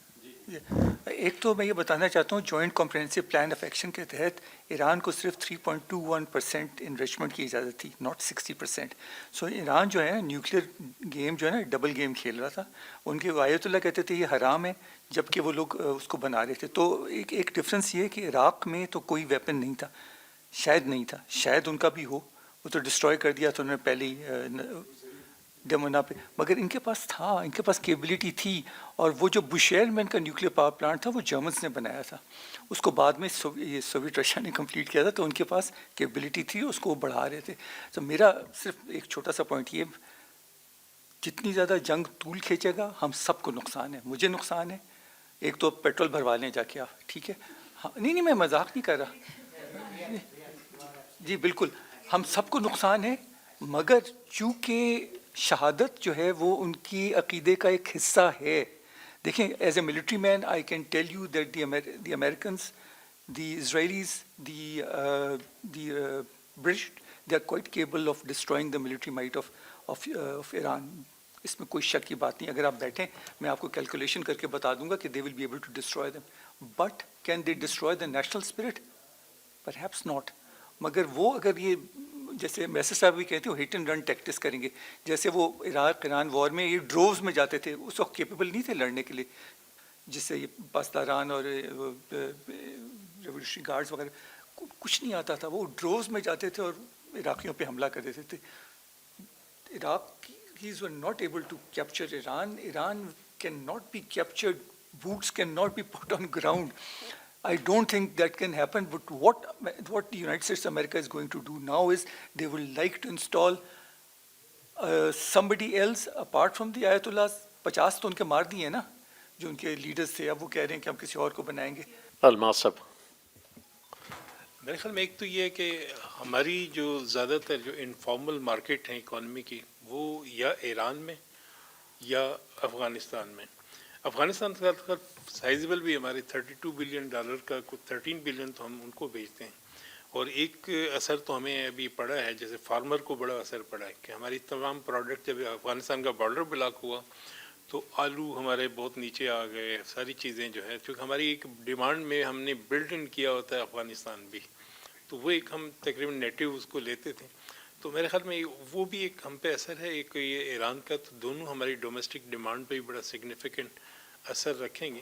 تو ہمیں ان دونوں کو اسٹریٹجائز کرنا ہوگا اپنی اکنامک پالیسی. سر میرا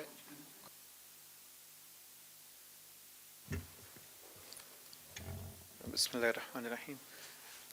میرا خیال ہے باقی جو تمام چیزیں جو ایکسپرٹس نے کہی ہیں وہ بہت ہی ریلیونٹ ہیں, لیکن ڈومیسٹک فرنٹ پہ ہمیں ایک تو وہ ہے جو ہمارا ملٹری فرنٹ ہے, اور جو سیکیورٹی ہمارے ادارے ہیں وہ مختلف حوالوں سے جو ہمارے مختلف جیسے 4 فرنٹس کی سر نے بات کی, ان سب کے اوپر ہی وی ٹرسٹ کے ویجیلنٹلی وہ اس کو دیکھ رہے ہیں.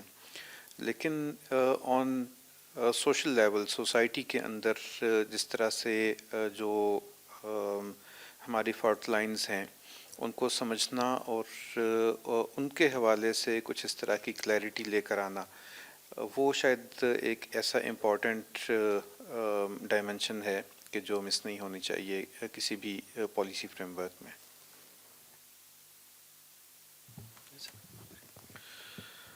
اچھا سر, فالٹ لائن آپ افغانستان کے اگر حوالے سے بات کریں گے, ایران پہ تو دوسرے ایکسپرٹس بات کر سکتے ہیں. میرا خیال ہے کہ جو ایک سب سے بڑی فالٹ لائن یا اسے آپ کہہ لیں کہ ان کی پاور تھی افغانس کی یا طالبان کی, وہ ان کی سافٹ پاور تھی پاکستان کے اندر, اور پاکستانی نیشن کافی ڈیوائیڈڈ تھی whenever it came down to Afghanistan یا طالبان.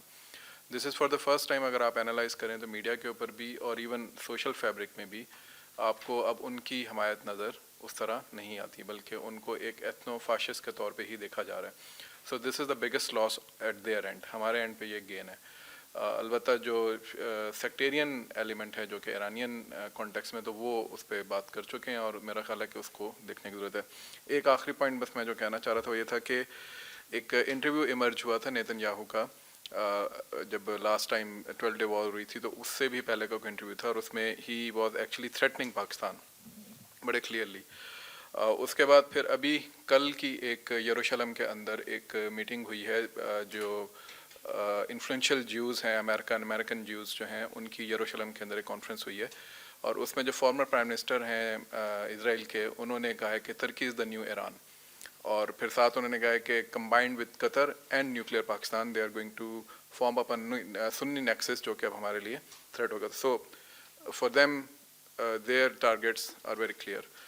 تھرڈ یہ کہ ابھی آج آپ کے شہباز شریف صاحب کی ٹویٹ کو اسرائیل کی وار جو روم کی وہ ہے ہینڈل ہے ٹویٹر کا, اس نے QRT کیا ہے, اور اس نے باقاعدہ یہ کہا ہے جی کہ پاکستانی جو پرائم منسٹر ہے وہ ایک ٹیررسٹ کو مون کر رہا ہے, اور ساتھ ہی ساتھ اردگان کی بھی ٹویٹ کو انہوں نے QRT کیا دوسری سائڈ سے. سو دس ایکچولی شوز, اور پھر آپ بات کریں تو سائبر اٹیکس کی کل رات کی, تو دس ایکچولی شوز کہ ان کے نیکسٹ ٹارگیٹس جو ہیں وہ کیا, اور میموری کے اوپر ہم آلریڈی بات کر چکے ہیں جو بلوچ کانٹیکس کے اندر ہیں. تو میرا خیال ہے کہ ہمیں جہاں انٹرنل اکنامک ایلیمنٹس کے اوپر نظر رکھنے کی ضرورت ہے, وہاں پہ ہمیں یہ ایکسٹرنل تھریٹ جو کہ ہمارے دروازے پہ آ کے اب ناک کر رہا ہے اس کو بھی دیکھنے کی ضرورت ہے. Thank you. ولید صاحب. سر انسٹیٹیوشنل میموری ہماری بڑی شارٹ ہے. جب 8-9 سالہ عراق ایران وار اینڈ ہوا تو اس میں امریکہ نے ہی پھر تھرو اسرائیل ایران کو ویپن دیا تھا, وہ سب کو ایکسپرٹس کو پتہ ہوگا نا. تو اس سے ہم نے کیا سبق سیکھنا ہے, یہ بڑی اہم چیز ہے. تو دوسری چیز یہ ہے کہ جب ہم ایک کہہ رہے ہیں کہ ولی اللہ، یہ جو ولی اللہ ان کے ہیں ٹی ٹی پی کے، اس کا پچھلے دنوں اسٹیٹمنٹ آیا تھا جیو پہ کہ ہمیں جن استادوں نے پاکستان میں یہ سمجھایا تھا کہ آپ نے خلافت نافذ کرنی ہے اور خون دینا ہے، وہ ہمیں یہ پورا فتویٰ دیں کہ کیا ہم وہی خلافت استعمال کرنا چاہتے ہیں، تو اس پہ ان کا وہ کیوں خاموش ہے. اس میں جو دیوبندی سیکٹ ہے ادا، ان کی کلیئرٹی نہیں ہے، وہ کلیئرلی نہیں آئے ہیں کہ ان کا اس کے بارے میں نہ ہی کوئی فتویٰ اس لیول کی آئی ہے. یہ ہمیں ان چیزوں کا ہمیں دیکھنا ہے. تیسرا یہ ہے سر کہ جب آپ کہتے ہیں کہ آپ کے 3 فرنٹ وارز ہیں اس وقت، اور اس میں کنٹینیو ہے جو انڈیا نے کہا کہ میرا جو وہ اس نے بند کیا تھا وار کہ اس نے وہ کلوز نہیں کیا تھا، تو اس میں آپ نے دیکھنا ہے کہ آپ نے ان تینوں چیزوں میں آپ کے پاس اب ٹائم کم ہے، آپ نے کنکلوڈ کرنا ہوگا افغانستان کو. اور دوسرا یہ دیکھنا ہے کہ کیا یہ نیکسس تھا، یہ آل بائی ڈیزائن تھا کہ مودی آ گیا جو ہے وہ نتنیاہو سے ملنے، اسی دوران آپ انگیج ہوئے تھے افغانستان کے ساتھ، اسی پہ اٹیک ہوا ایران میں. تو اگر آپ اس کو تھوڑا سا اس نیکسس میں بھی دیکھیں گے تو چیزیں بڑی کلیئرٹی سے صاف آ جائیں گے، تو اس سے ہمیں سمجھنے میں آسانی ہو جائے. Thank you sir. جی سر. نور ولی محسود نے جو بات آپ بتا رہے ہیں وہ بیسیکلی انہوں نے خط لکھا تھا مفتی تقی عثمانی صاحب کو، اور وہ ان کی ڈیلیگیشن جب گیا تھا، صافی نے پورا پروگرام کیا اور اس نے یہ، اور وہ آج سے کوئی 2 سال 2.5 سال پہلے کی بات ہے، اور اس پہ مفتی تقی عثمانی صاحب کا بڑا طویل ویڈیو بیان آیا تھا اس کے جواب میں، اور انہوں نے بڑی کلیئرٹی کے ساتھ اسے بتایا. اس کے بعد مفتی عبدالرحیم صاحب ہیں جامعہ رشید کے، وہ آج کل بہت زیادہ کلیئرٹی کے ساتھ اسے بات کر رہے ہیں. مفتی طارق مسعود صاحب ہیں، وہ اس پہ بہت کلیئرٹی کے ساتھ بات کر رہے ہیں. سو دیر آر سرٹن مائنارٹی کے اندر دیوبندی فیکشنز ہیں جو شاید اس پہ کلیئرٹی نہ رکھتے ہیں، بٹ اوور آل دیوبندیز کے اندر بھی باقاعدہ ایک ریفارمسٹ تحریک چل رہی ہے ان کے مدرسوں کے اندر کہ ٹی ٹی پی کے گنسز کو صاف کرنا ہے. تو ان کے ہاں کلیئرٹی ہے. ہمارے سوشل فیبرک میں تھوڑی سی ایک وہ تھی مسئلہ، وہ بھی طالبان نے ماشاء اللہ اپنے حرکتوں سے ختم کر دی ہے. جی بریگیڈیئر سید نذیر صاحب. ایک تو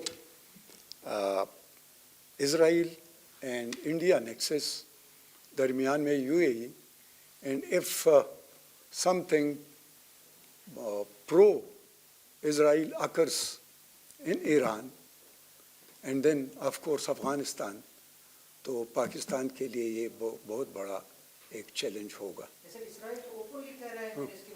پاکستان نہیں، وہ تو اب وہ ان کے جو کچھ ایئر کرافٹ جیٹس جو ہے وہ گوادر کے قریب، اور اس طرح انڈیا میں بھی کوئی 6 لینڈنگز ہوئے اسرائیل سے، اور کچھ ایکوپمنٹ جو ہے جیسلمیر ادھر چلا گیا ہے، کیونکہ موسٹلی ہمارے کوسٹ اور اس سائڈ کو وہ دیکھتے ہیں.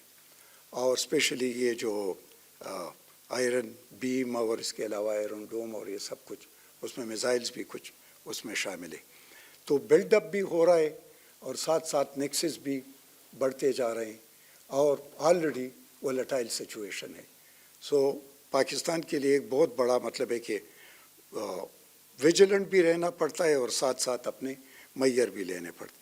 ایک ایران کے بارے میں کہہ دوں اسپریچول سائٹ پر یا ریلیجس سائٹ پر، کہ جس طرح ڈاکٹر طور الیامین نے بھی بتایا کہ it is they don't consider them self اور don't count them self to be a Muslim state but a Shia Muslim state. ان کے اوتھ میں یہ شامل ہے پریزیڈنٹ کا سب کا کہ وہ باقاعدہ اتنے اماموں پر جو رکھے گا یقین، ایمان، فیت، وہ اس کا وہ ہوگا. یہ سارے اس پہ کہ وہ اس میں شامل ہیں. شیعہ کوٹ کرتے ہیں اور ساتھ امامز بھی کوٹ کرتے ہیں. تو یہ ان کا وہ ہوتا ہے. تو مطلب ہے کہ وہ اس جس طرح ہمارے ووٹ سے مسلم کے طور پر وہ ادھر اس طریقے سے نہیں. Thank you. بہت شکریہ جی. یہ جو آخری باتیں ہوئیں نیکسس کے بارے میں، انڈیا اور اسرائیل کے خفیہ تعلقات تو بہت عرصے سے تھے. مجھے یاد ہے ہم نے شاید لڑکپن میں کرنل حامد صاحب کی وہ کتاب پڑھی تھی بھارت اور اسرائیل کے خفیہ تعلقات، اور اس کو پھر عربی میں ترجمہ کرا کے عرب ملکوں میں بانٹا بھی گیا تھا جگہ جگہ. لیکن اب تو وہ ایکسپوزڈ ہو گئے ہیں، اب تو وہ پبلکلی اسرائیل کے دوست کے طور پہ سامنے آ رہی ہیں. اور لیکن اب جو بڑا اندیشہ ہے وہ یہی ہے کہ اسرائیل اور انڈیا دونوں مل کر ہمارے خلاف افغانستان کے تھرو کارروائیاں کریں گے، اور افغان طالبان کو اس کے لیے استعمال کیا جا رہا ہے. یعنی یہ ایک کام ہے جو آلریڈی شروع ہو گیا ہے اور اس میں مسلسل اضافے ہی کا اندیشہ ہے.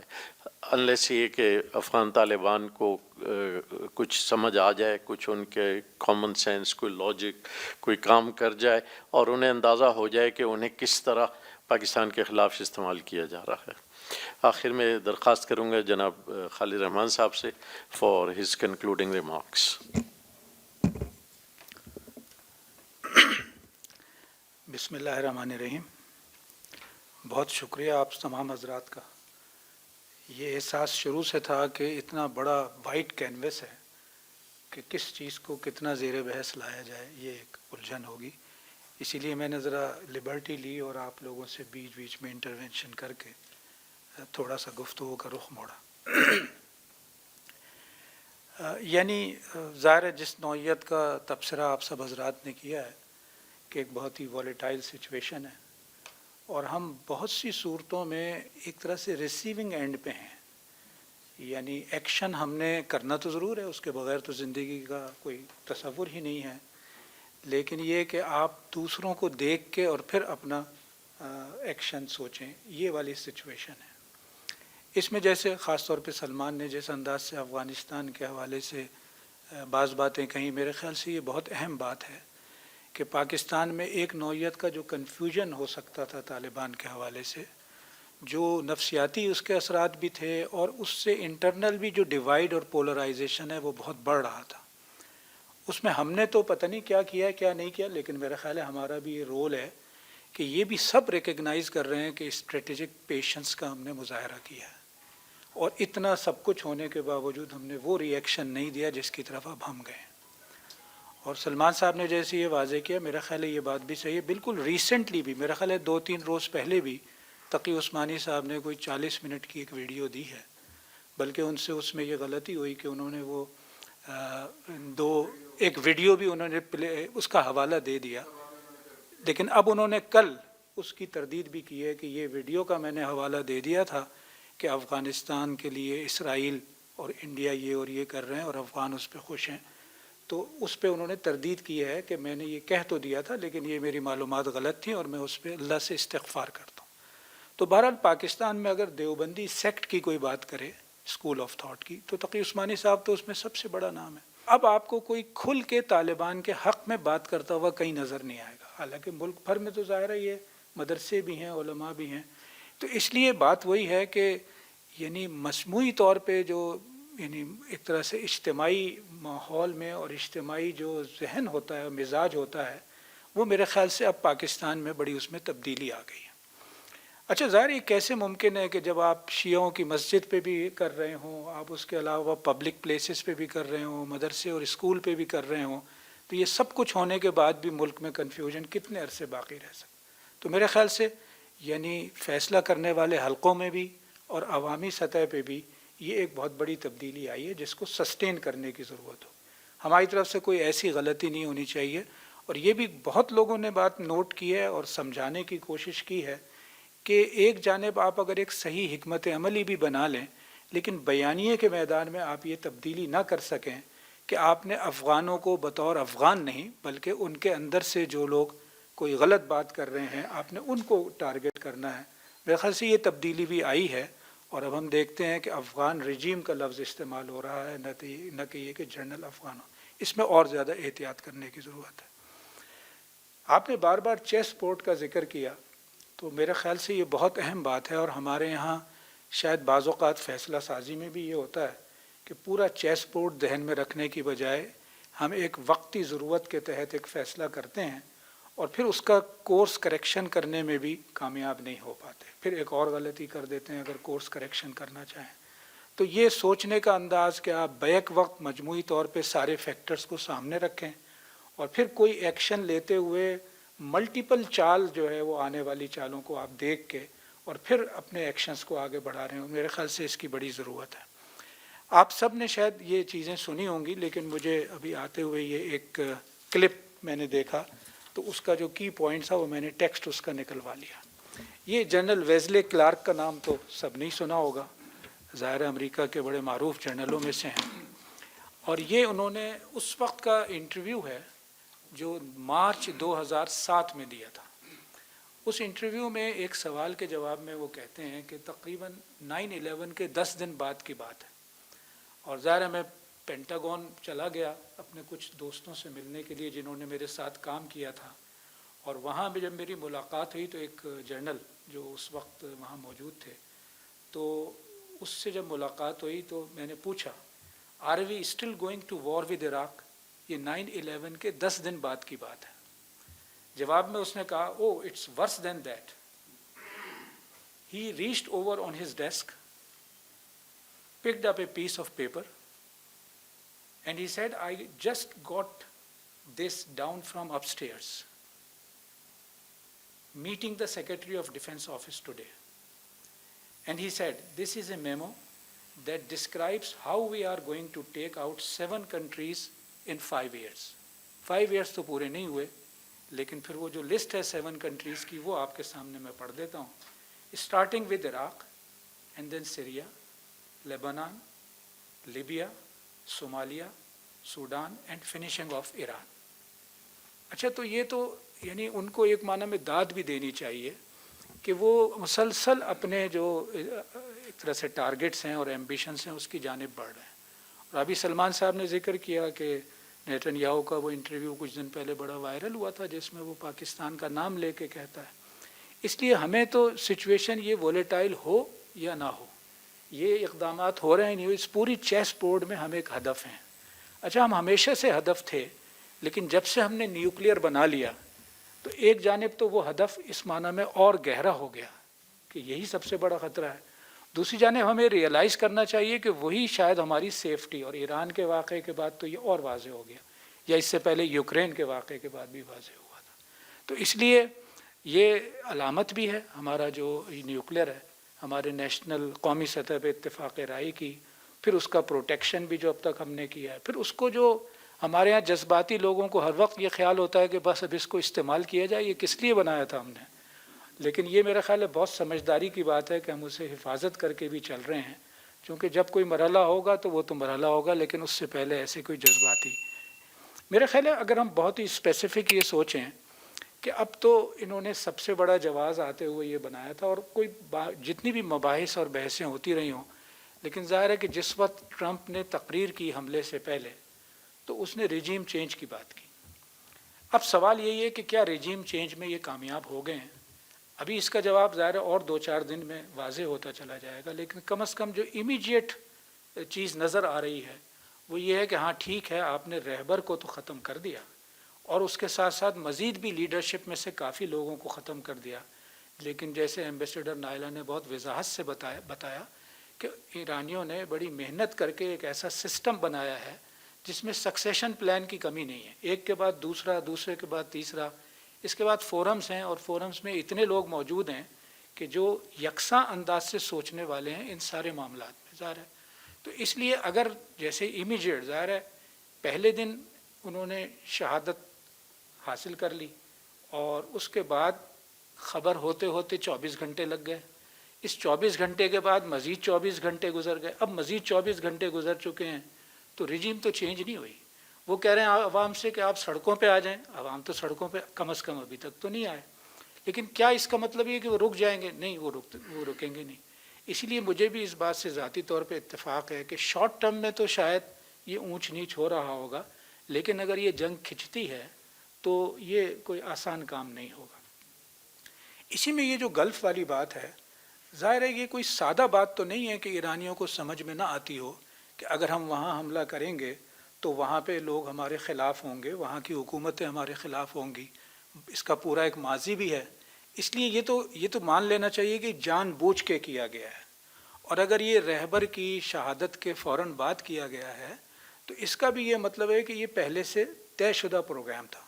اب آگے اس پہ ڈیپینڈ کرے گا کہ نئی لیڈرشپ کیا ہوتی ہے اور کیسے ہوتی ہے, لیکن اس کو ہم نظر انداز نہیں کر سکتے. اور یہاں میرا خیال ہے کسی حد تک یہ بات آئی کہ یہ بہت بڑی کاسٹ ہوگی گلف اسٹیٹس کے لیے اگر ان کے لیے یعنی یہ بہت ہی نائٹ میئر سیناریو ہوگا کہ یہ سلسلہ چلتا رہے. وہ تو چاہیں گے یہ جلد از جلد کلوز ہو جائے، اور میرا خیال ہے ان کا حملہ کرتے ہوئے یہی آبجیکٹو ہے کہ یہ سب مل کے ٹرمپ سے یہ کہیں، اور اسرائیل سے تو شاید نہیں کہہ سکتے اس طرح، لیکن یہ کہیں کہ اس کو بند کرواؤ. ورنہ جتنی بڑی تعداد میں یہ گلف ایئرز کی ساری ایئر لائنز ہیں گلف کی، اور جتنا ان کا کنیکٹیوٹی پرووائڈ کر رہے ہیں دنیا بھر سے لوگوں کی آمد و رفت، اور انہوں نے جتنی ترقی کی ہے گزشتہ کئی 2 دہائیوں میں 3 دہائیوں میں، وہ اس لیے کی ہے کہ وہاں اسٹیبلٹی تھی. اسٹیبلٹی کی وجوہات کوئی بھی ہوں، کیسے انہوں نے اس کو بائی کیا ہے. لیکن یہ تو ممکن نہیں ہے کہ اس طرح کا جنگی ماحول رہے جس میں ان کے علاقے میں کوئی نہ کوئی تھوڑی دیر کے بعد کوئی حملہ بھی ہو رہا ہو، تو اس کے بعد یہ ملٹی نیشنل کمپنیز، یہ آمد و رفت، یہ ہیڈ آفیسز جو وہاں بنے ہوئے ہیں، اس لیے یہ وہ ولنریبل ہیں اس اعتبار سے. ہمارے لیے تو مشکلات ہیں، ہر 2 صورتوں میں ہیں، لیکن یہ ہے کہ ایسا نہیں ہے کہ یہ جنگ کے میدان میں یہ ان کی کوئی سمپل یہ ایک بیوقوفی کہلائے یا ایک غلطی کہلائے کہ انہوں نے ان کو کیوں ٹارگٹ کر لیا. ہمارے پاس وقت نہیں تھا، اور اس اعتبار سے ہم نے چین اور روس اس طرح کی چیزوں کو ڈسکس نہیں کیا. لیکن ظاہر ہے عالمی حالات میں ان کا بڑا کردار ہے، آنے والے دنوں میں اور بڑا کردار ہے. چین کے معاملے میں تو ہم سب جانتے ہیں کہ اسٹریٹجک پیشنس کی اگر کوئی ایوارڈ ہو تو وہ تو چین کو ہی ملنا ہے. یہ سوچنا کہ وہ کچھ بھی نہیں کرے گا یا کچھ بھی نہیں کر رہا، یہ بھی میرا خیال ہے غلط فہمی ہوگی.